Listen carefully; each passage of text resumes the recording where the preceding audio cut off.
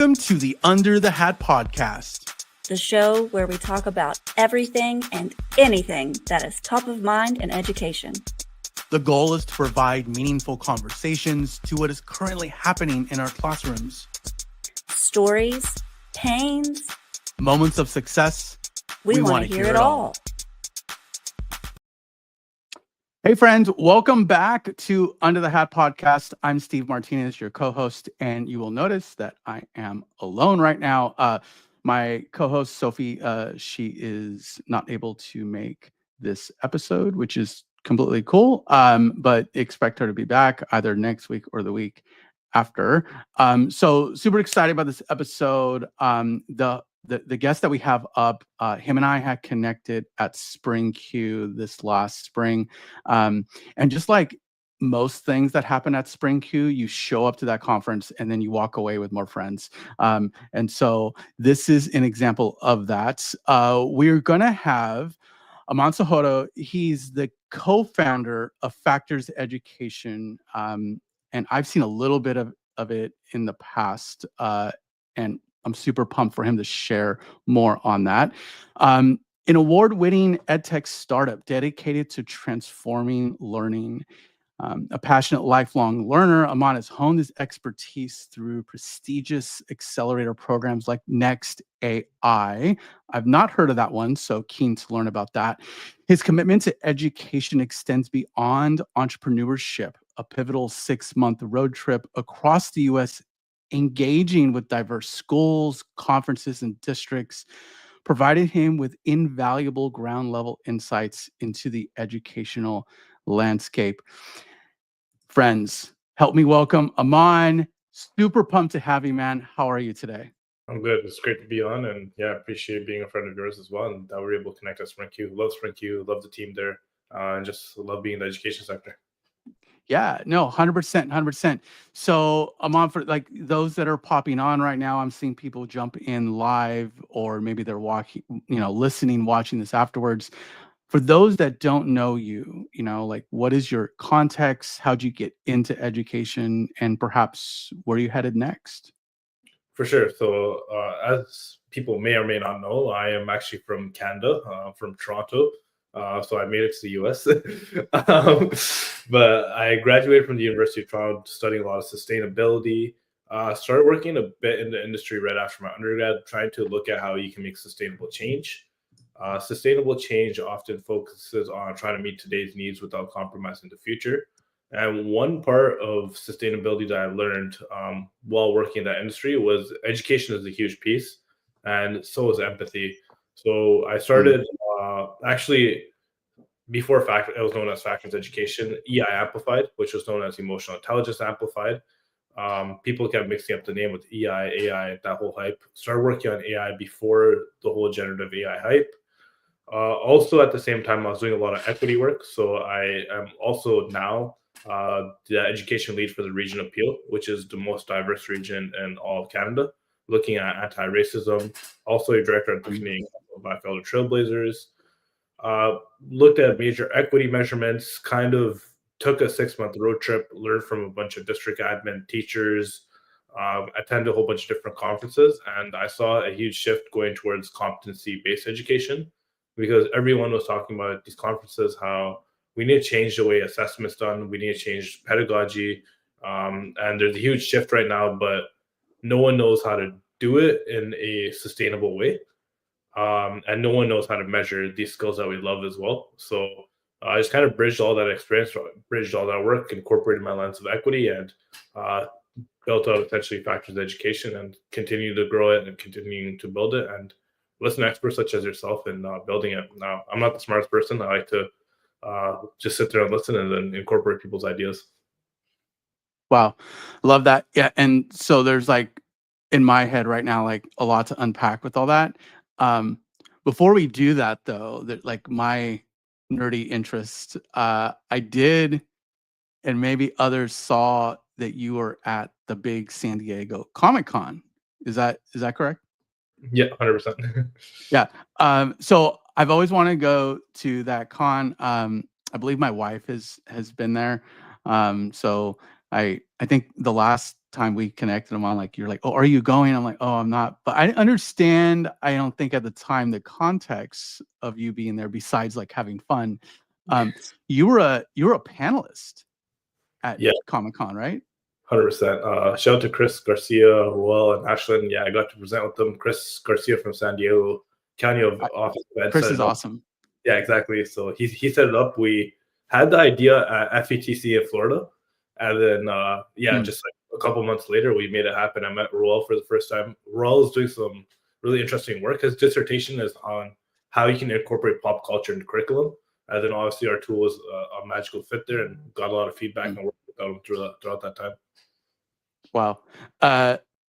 So my co-host Sophie, she is somewhere in the background, because she's like, too many people. I think she's referring to just that conference in general, right? And so there is. It sounds like there's now, and I don't know much about this, right? Like, there's like an educational footprint or presence at Comic-Con. Like, curious about that.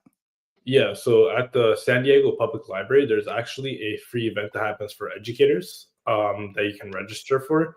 And it's essentially like any other conference where they'll have sessions going on throughout the day. There's not an exhibit that's going on there, but they'll have really good panelists. I mean, someone from the California Department of Ed was there talking about how they're investing into like creativity, and like how they're working with the California Film Board, and like incorporating all these partnerships.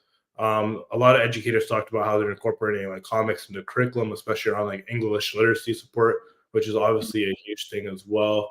And our session specifically was on how we incorporated Dungeons and Dragons into literacy as well. So yeah, some really cool stuff. I got a lot of learning, and then you get the opportunity to be a part of Comic-Con as well. It's a smaller conference, but I think it's because not a lot of people know about it. So I've been trying to share as much as I can, and appreciate the opportunity to share here.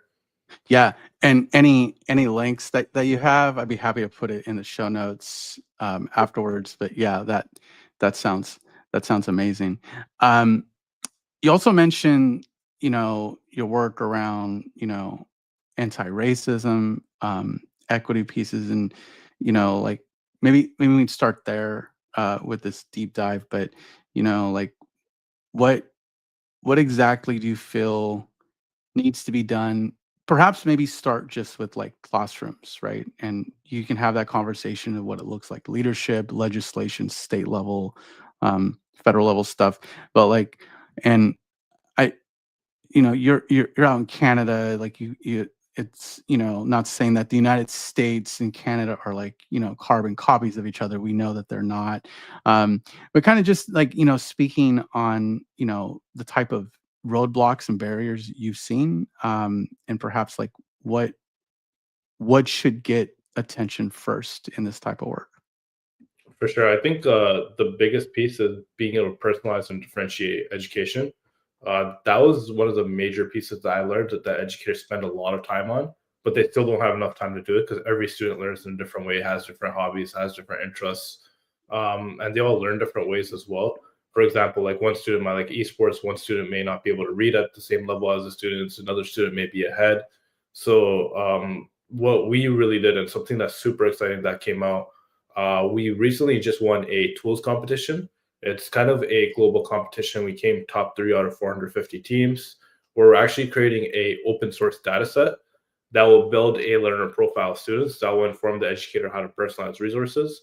And we're actually taking that a step further in our platform with Factors Education, where the AI will be able to look at that learner profile and actually generate resources in 15 different languages, accompanying for different Lexile levels, looking at technology access, looking at resources they need, and then incorporating that all into competency-based education. So helping educators where they're at, which is meeting the curriculum standards, but also personalizing it to student interest, and making it a bit more fun through project-based learning, inquiry-based learning, experiential learning as well. But I would say the biggest piece that I will see is like the personalization differentiation piece. And everyone's been kind of talking about how AI has a potential to fill that gap. But then when we look at like AI or edtech in general, it's like nothing is very specialized for each individual student. It kind of generally assumes what each student is doing, and then just kind of produces a whole lesson that is able to accommodate for all students, when we know that one lesson will never accommodate for all students. Yeah. Well, and then that gets into the degree that biasism is being generated and what that output looks like too, right? Particularly with like representation of content, standard alignment. And so, yeah, no, that's really interesting. And also like, this concept of an AI can produce lessons for us. Yes, but it shouldn't go directly to the kids. um, so having that balance of that human intelligence piece, which, if you're a frequent listener of the show, that we've talked about. And so that's certainly super important. um, Aman, you also hit on in your intro this other thing that I'm super passionate about. I have my own workflow and work that I'm doing around it, but the assessment, right? And so, just curious to hear what your thoughts are, how your platform supports that, and kind of what you see, like how this looks in the future. Yeah, so I think before we even get into assessment, it all depends on like the pedagogy, right? So I think pedagogy Mm, is shift a bunch more towards project-based learning, experiential learning, inquiry-based learning. But the biggest piece, like as you mentioned, is like how you assess and actually evaluate that. I think large language models are going to play a huge role in it because the evaluation metrics are going to change. There's the movement right now in the US around the portrait graduate. I think we talked about this in the past as well, where yeah. 17 out of 52 states have adopted it, where instead of just graduating with your academic performance, you actually need to have a portfolio on different competencies that you build. New York is kind of one of the latest ones where it's looking at like cultural competence, critical thinking, being a good global citizen. But how do you actually assess that? So I think that's where you will have more research-backed approaches that will give students different scenarios based upon their language responses, whether it be verbal or be typed in. They'll actually be able to measure competencies, and then being able to tie that in with curriculum standard is where the AI will essentially come in, and then be able to evaluate against their traditional rubric at the same time. So that's where I feel assessment's going. That's what we're aiming to build, is kind of the bridging piece between today's curriculum standards and the future of competency-based education, but also being able to measure those competencies in a meaningful way, because you can't measure it on a scale of 1 to 5 as much as we've been trying to do that, or like on a Likert scale. It's a lot deeper than that, and it takes a lot of research at the same time to take that approach. And a part of some of our research, we're actually publishing an academic study around this with the University of Toronto here. Mm. I'm hoping to be able to do some of that in the US soon as well. Yeah. So this, the name of it is escaping me, and sorry, let me back up here. My AI camera. AI is everywhere. But it, I think the person that was on last week actually talked about this in the state of New York. And so this concept of a portfolio, right? Like it sounds like it's, yeah, it's standard aligned, I'm sure, but it's also really laser focused on the skills, right? And how that's relevant to the workforce and to industry. To me, that's a conversation I've been having with a lot of folks. I'm like, yeah, teach the standards, but what what do they need to know in terms of being successful when it comes to like the how? Like, how do you get there? And am I off base on that? Like, that's part of what that work is, right? Yeah, 100%. It's just about like the process. I know like Travis from the Human Intelligence Movement talks about like how the difference in retaining information is from now, like in the past, where before, like, say if you wanted to go look up like the 40th president, for example, like you Mm, would have to go to the library, you'd have to go look through the books, like sift through everything. Like that's the skill that you're developing, but like now you can just go pull it up on your phone. You're not really developing a skill, right? And with AI, like the way information is accessible now and available to you, it makes it like so much easier to get information. So then how can we build the skills that we need in order to thrive as individuals and as humans and do things that AI can't do? I think that's like the biggest piece around the portrait graduate movement. Even though it started before AI, like it's kind of looking at those skills that we need for the workforce and for real world applications, right? Another good example of this would be like when you play sports, like You build a lot of teamwork, collaboration, responsible decision making, like all the stuff that's part of SEL. The same thing can be done in curriculum as well. It's just about, again, finding like that right pedagogical approach and that balance there. Yeah. So the portrait of graduates, I got the name. I'm learning here. So who is looking at these? And what I mean by that, like, are colleges looking at these? Are employers like hiring managers? Like, I'm just curious, if you are a student in New York, what in their minds, like, what's the end game? Like, besides like, oh, this is just the thing that we're living in right now. So I know New York is actually at the very early stages of it. They're doing it from Mm. 2025 to 2029. One of the more advanced, I guess, school districts that I saw around this was in Tennessee. They actually had a partnership with industry partners like Volkswagen, a few other like cybersecurity companies, where they actually were able to come up with some sort of data sharing agreement where they're able to sense certain skills that students have that those employers were looking for, then either offer them internships or jobs. So the idea would be to essentially like develop those skills, be able to measure them, and then essentially be able to get them into the workforce. I'm not sure about the college relationship and how that will work, or the Culinary Institute relationship and how that worked, but I know that's the idea I saw in Tennessee. But the really cool thing about this is everyone's at the very beginning stages of it, so we have the opportunity to shift it in a way that we see fit. But then there's also the complexity of like the data privacy, data sharing, and things like that. Uh, and ideally, I think we like you kind of asked me at the beginning, like legislatively, like what would it take to kind of mandate this? If there is a way that we can streamline the portrait of graduate data to post-secondary institutes and to even potential employers, I think that could really move the needle on this and actually make it more feasible. Because sometimes what often happens is like with any strategic plan, like you develop like a 4 or 5 year plan of implementation for like portrait graduate or like developing competencies, but then it kind of becomes like a feel good document, and then you're only measuring it like once a year, and the measurements aren't really valid, and it's not really valid, but you need to report it anyways. So having like some sort of tangible outcome to it, I think will really accelerate the process, especially related to like the next step in a student's life career or life journey. Yeah. And so this concept is really new to me. It sounds like it's new-ish in general. Is this something that, because you mentioned there's like what you said, 17 states that have, yeah.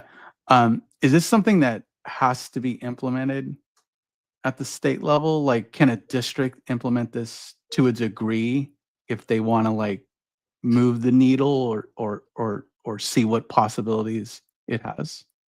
So it's really funny you mentioned that. A lot of districts in California are independently implementing this. The State Board of Education, I recall, is coming up with some policy, but it's not like legislatively mandated. It's just like kind of a recommendation to follow the portrait graduate movement. But there are a lot of school districts that are independently doing it. But the thing is, the process is it's expensive and it takes a lot of time. The first thing you usually do when you're implementing portrait graduate is you are contacting all your stakeholders. You're developing a survey. You're sending it out to the parents, the students, the teachers, the admin, and you're actually trying to see what competencies those people value, right? That takes about a year. You hire an expensive consultant. They go collect that data, come up with a report. The next year is usually around PD and training. Like, how do you actually get the educators to implement this and shift away from their current practices, right? That becomes another whole year-long process. And then even you might need to develop like some pacing guides, some resources. That's what they did in North Carolina School District. They developed like a whole hub of resources, spent a bunch of money around that. And then the third piece is actually like, how do you measure the implementation? How do you actually see if these competencies are being developed? And then obviously you keep reporting throughout the year. So it's usually about like a $1 to $5 million process. And our goal with Factors Education was to essentially develop AI agents that can streamline that onto about a 1 or 2 year process compared to having to go through like a 3 to 5 year process. Where we have an AI interviewer that will collect all the data for you, report it right away for you, have a lesson planning tool that will develop project-based and curriculum-aligned resources that are differentiated and personalized, and then have some of that assessment through an AI conversation that will take the competencies you have and report it to the district admin. So there's like not really that gap, and it's all in one seamless system compared to having to just kind of do everything independently in silos for like a bunch of years and spending a bunch of money as well. Yeah. So it's super nuanced, right? Like it seems like it's not like, I don't know, like adults, like a school district would be like, oh, we really need, I don't know, just off the top of my head, we need a video solution. So let's purchase We Video, implement that, train them up, hopefully. And like this seems way more involved because it's touching more stakeholders within a school district and a community, right? Like you're talking like local businesses and stakeholders there, and the school itself, the teachers, the students, like the leadership, like the data, but it's something that you sound really passionate about it. Like there's a lot of potential behind all of that, right? Like you're building a much larger vehicle to hopefully have better outcome. Yeah, 100%. And I feel like with, again, like I don't want to say it again, but like with the world of AI, we need to change kind of how we're doing things.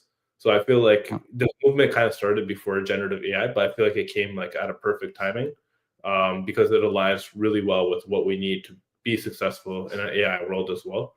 Whether we like it or not, like a lot of things are going to dramatically change. Like I've been using an AI web browser compared to just like using like regular Google Chrome, and like that's just been like super mind blowing. And even though it's the early iteration, like it can do so many cool things, but then you also need to like have obviously the digital literacy and awareness of like what type of information do you put. Do you connect your email? Even like if you connect your email to it, then it has all that information as well. But not to get off track, but I feel like the shift is like much needed in this world, and there's gonna be a lot of advancements in technology. And if you look from GPT-3 to like now, it's insane what we're able to do. Yeah. Yeah. And so something that Sophie has in the chat, just like double click on that, is like we talk about earning that buy-in, like kind of the way that you described. You're like, because you're like, oh, well, it's expensive. It also takes time. Part of that time may not be a negative thing though, right? So Exactly. like Sophie's point is like earn that buy-in before the implementation, and how could that buy-in impact better implementation and training, right? Um, Oftentimes, maybe not so much right now because money's like really tight, but like normally, there some school districts they're like, oh, let's buy, boom, move on to the next one or move on to the next like solution, let's say, and a lot of that has to do with how things are implemented. Um, this does seem like you're forced to put a lot more thought though into what that implementation could look like. 100%. A lot more thought and a lot more research as well. I think we've probably Yeah. gone through like thousands of research and academic papers, and then also this is because this is such a new thing as well, and we're taking kind of a new approach. Is we need to do a lot of the research around how this is actually impacting people. Like, there's no actual standard learner profile, for example, in K to 12. There's Mm. individualized education plans, but and that's obviously like federally has its own standards and things like that. But there's actually no benchmark for developing a learner profile. So how can you take that, relate it to things that students are interested in, meet the teacher's workflow, make sure they're not doing too much work. Everything is differentiated, personalized, as in that you actually have a valid way to assess and evaluate it. Because if you're not doing things that teachers already need to do, then it's going to be really difficult to implement and to get that buy-in, right? So that's what I kind of realized early on in my journey, was that we were just developing stuff that we wanted to develop that we thought was cool and wasn't meeting a teacher's workflow. And then we had to kind of shift that and look at like, okay, like we want to do new innovative things, but like education is here. So like, what is the middle ground that we can take that will make educators happy, but then also move education in the way that we want forward? So it was a lot of learning, a lot of conversations, and uh, happy to be where we are today, but still definitely want to continue learning and just growing as an individual and organization. Yeah, 100%. So you've I feel you've already explained this, but like for anyone that's listening that they've not really seen factors, factors at education.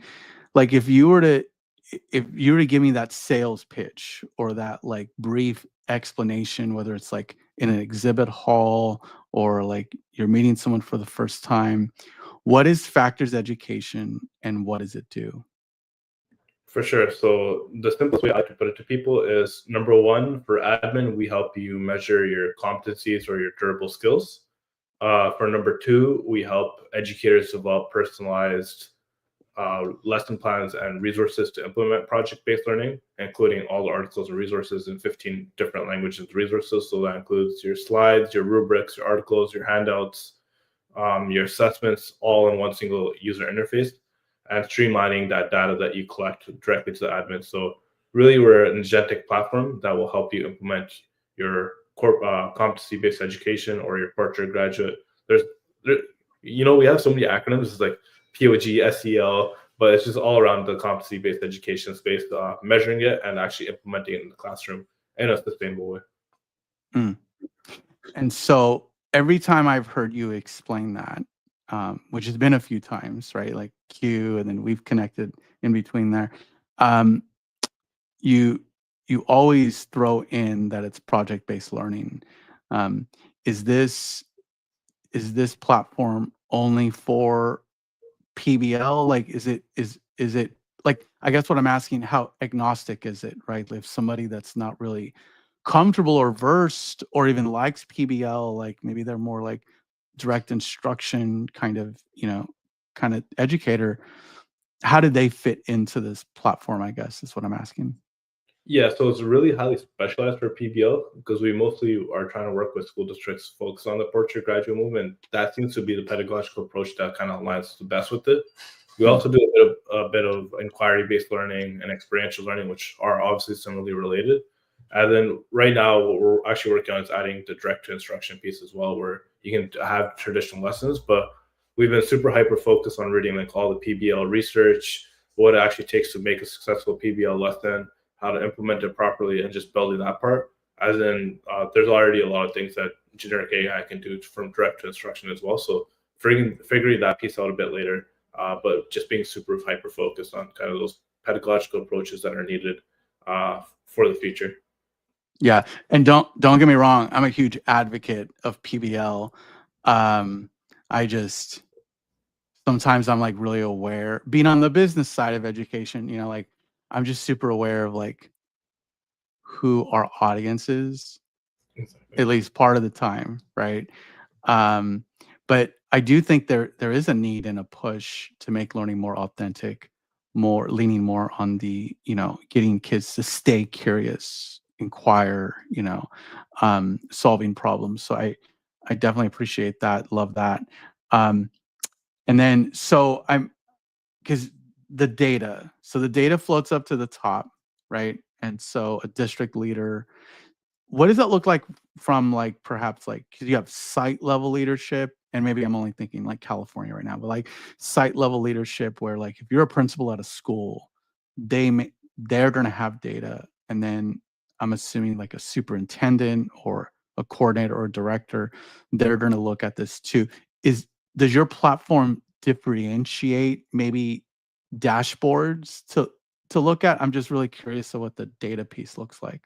Yeah, so for the teacher, on the teacher level, you'll get essentially an individual learner profile, which you'll be able to view, which will tell you like strengths, not some things that students are interested in, their hobbies, things that you can align your curriculum with, their lifestyle levels, the languages they speak, and this is all done through like a AI interviewer and an AI surveyor. And then kind of at the principal level, you have kind of a reporting tool that will help report. You can ask any questions to the chatbot.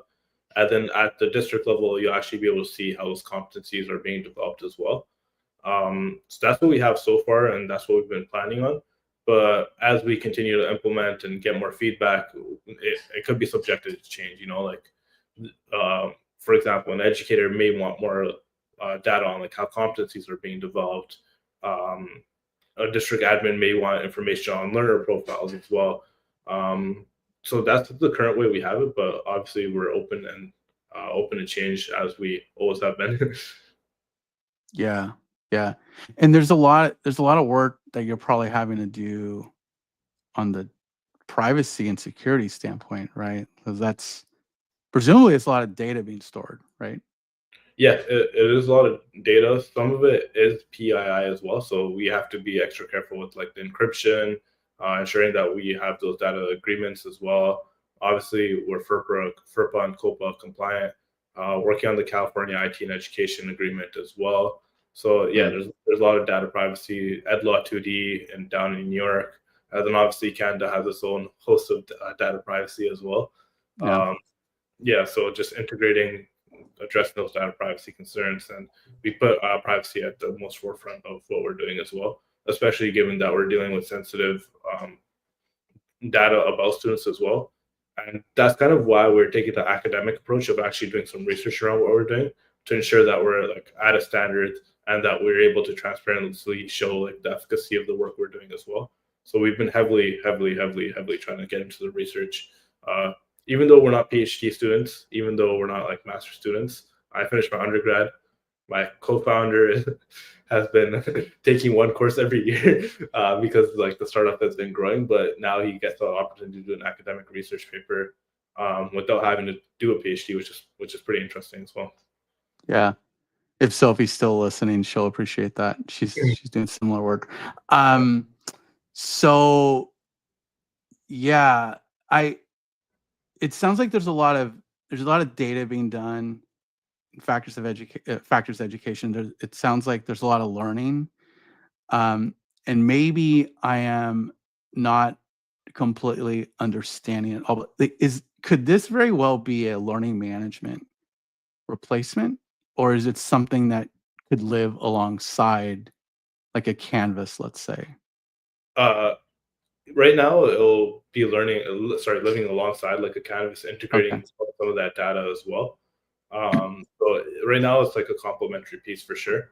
Um, Maybe sometime in the future it could be built into LMS and have some more factors. But right now we're integrating to Google Classroom as a major piece, and Mm, then integrating into other LMSs as well. So a complementary piece for now, at least.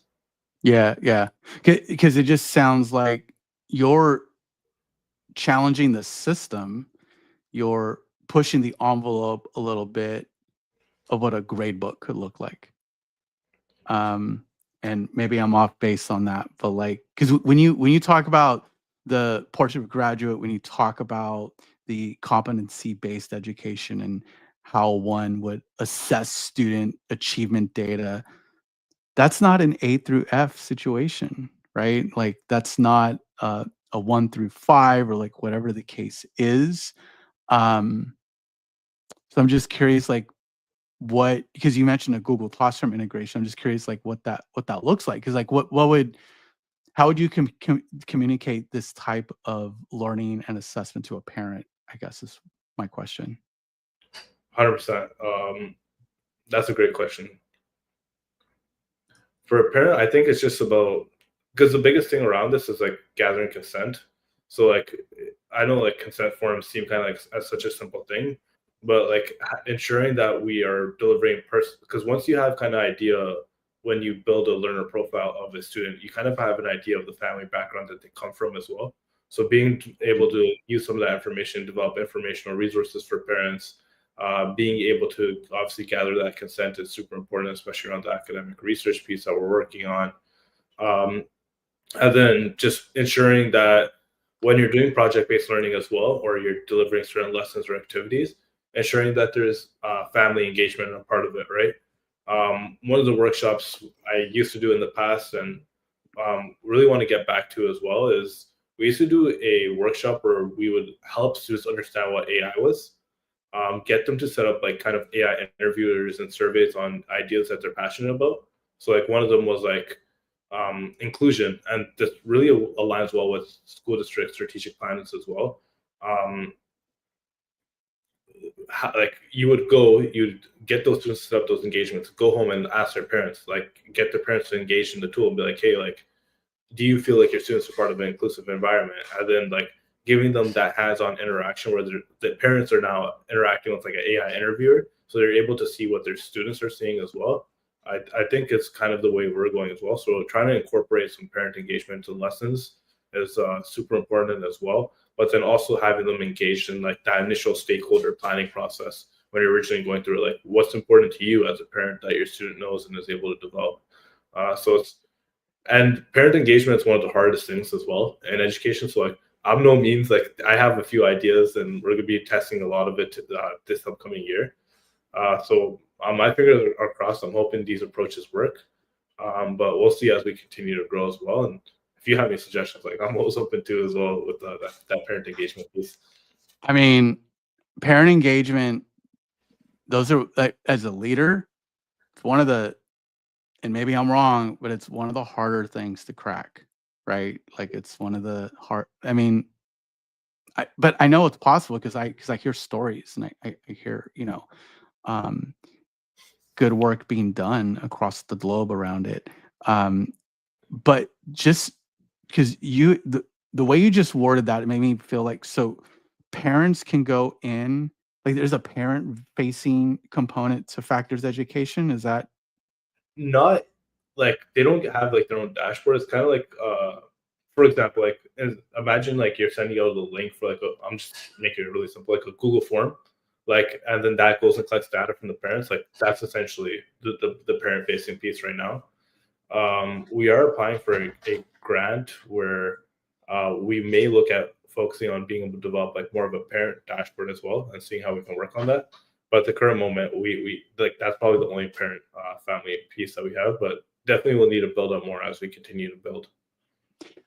So what's kind of interesting about this is that, as far as I could tell, what I've seen, besides like the LMS submarket, like I'm going to push that off to the side, but like most solutions that I see out there, they're like really teacher student focused. Like those are the end users there. Or it's really like you have some that are really focused on communication, right? Like a Remind or a Parent Square that is really like really focused on the parents. I don't see a whole lot of platforms that put equal focus on both, right? That are bringing the parents, the students, and the educators and the leaders all try to bring them into one focal point. Um, to me, that's super, super interesting. And kind of, looking at how that could move the needle with parent engagement, kind of as you were talking about. 100%. Yeah, like especially if we're going to make this paradigm shift, it's going to take all stakeholders to kind of be a part of it as well. As I like doing a lot of my community work with my like anti-racism as well, and like being a part of communities, like I could see how difficult it is to engage parents. A lot of the things that I've also learned comes from my work as a director of the Canadian Council of Black Elder Trailblazers, where I've been able to engage people like, for example, like Jean Augustine. Jean Augustine's 88 now, so 88 years young, and she is the reason we have Black History Month here in Canada. She went to every single legislative member, went to the community, gathered a lot of their support, and unanimously got Black History Month reality here in Canada, which is like a huge thing. So just trying to incorporate some of the learnings that they had, trying to develop people into advocates, and not just being like watching over their kids' academic performance, but actually getting them to advocate is a huge goal in what we're trying to do. So it is a tall task, and we're learning every day whenever we're building something as well. And all the feedback we have, we really take it to heart as well. So it is a process, but I think over the next couple of years, with the way technology is moving, I feel like education can move like at a bit of a slower pace than the technology because it's moving really fast. But we are shifting the needle with kind of legislation and like CTE has grown, esports has grown, all these industries are growing, but how can we package it in a way that every school has access to these? Because CTE can be expensive,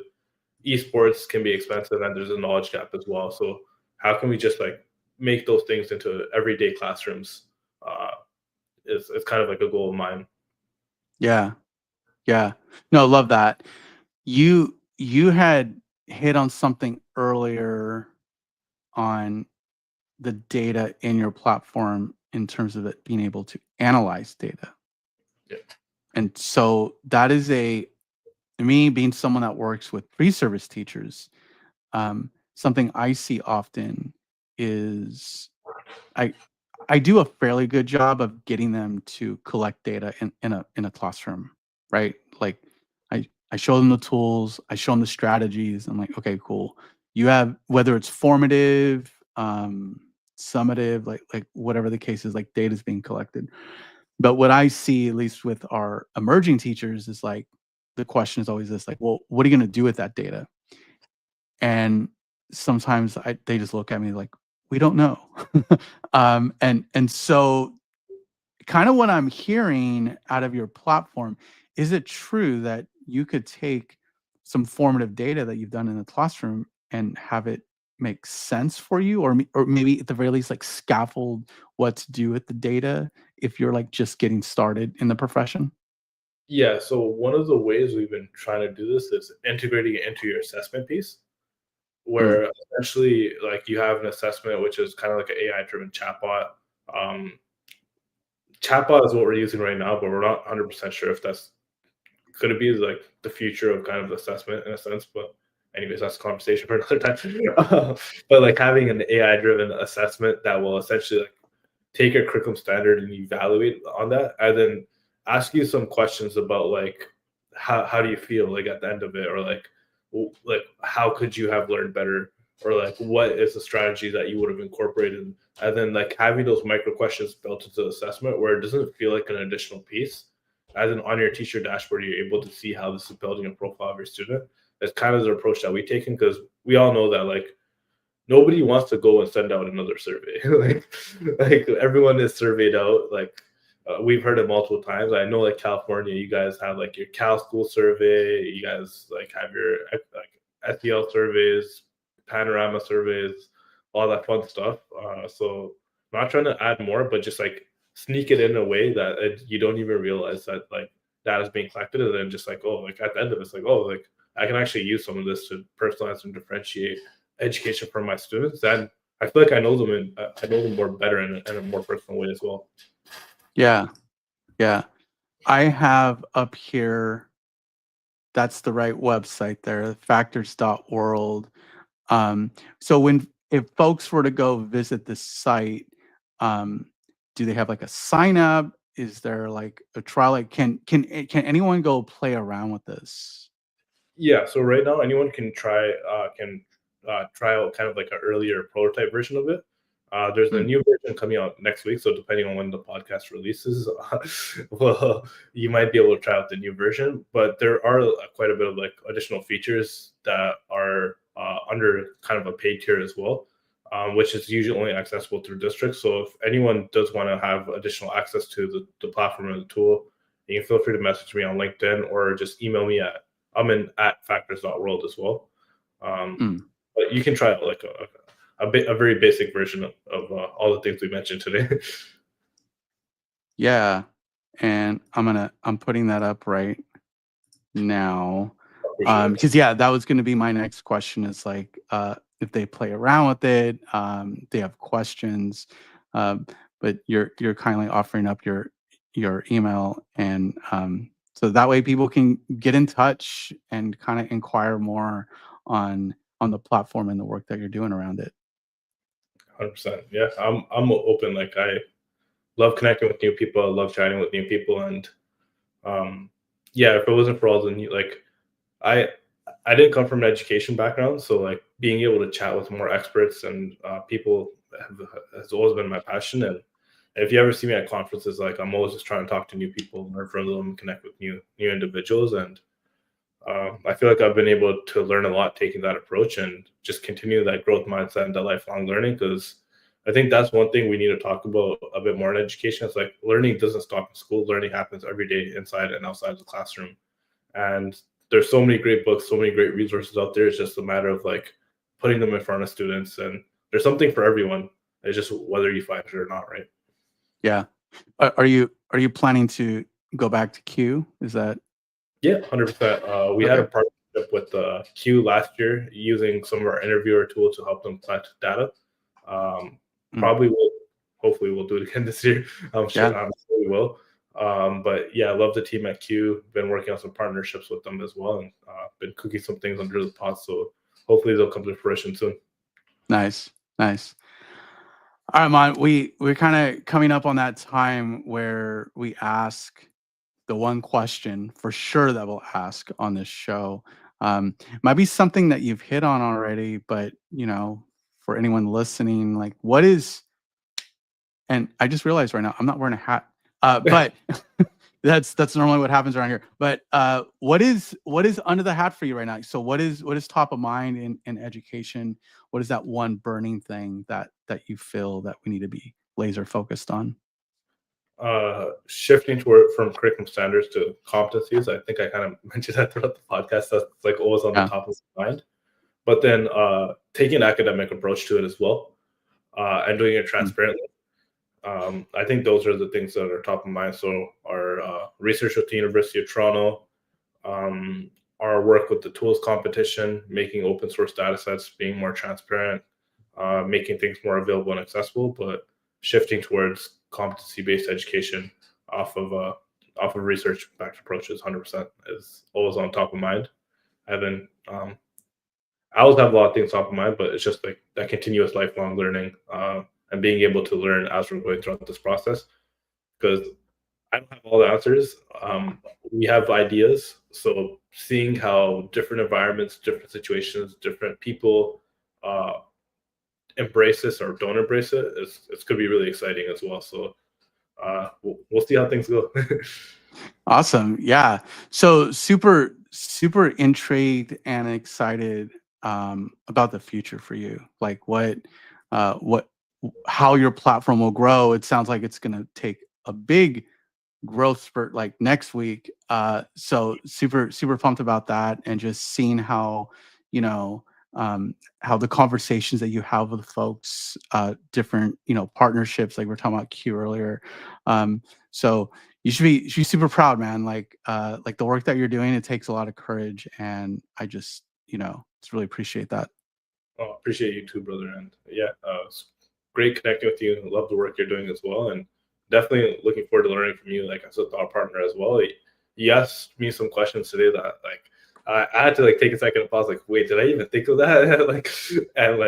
Yeah. So definitely looking forward to continuing our conversations as well, learning from you, and just being able to connect again. Yeah, 100%.